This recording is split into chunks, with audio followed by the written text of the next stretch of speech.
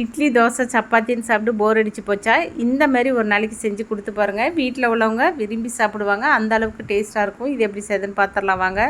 மீன் மேக்கரை ஒரு 100 கிராம் எடுத்திருக்கேன். சுடுதண்ணியில் போட்டு கழுவிட்டு பொடியாக நறுக்கி வச்சுக்கிட்டேன்.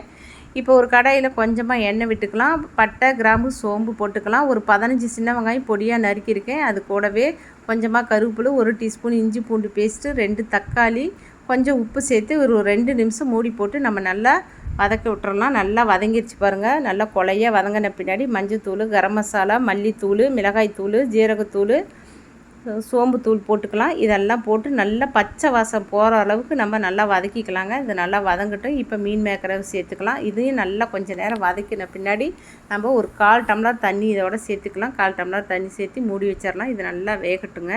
இப்போ பாருங்கள் தண்ணியெல்லாம் நல்லா வெந்திருக்குது. இப்போ 1 டீஸ்பூன் பெப்பர் தூளும் கொஞ்சமாக மல்லி இலையை போட்டு நம்ம இறக்கிடலாம்.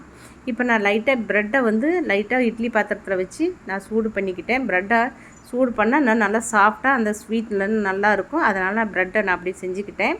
இது பாருங்கள். இப்போ மீன் மேக்கரை வச்சு சாப்பிட்டு பாருங்கள். கறி வறுவலே மிஞ்சிருங்க. அந்த அளவுக்கு டேஸ்ட்டாக இருக்கும் இந்த ப்ரெட்டும் மீன் மேக்கரும்.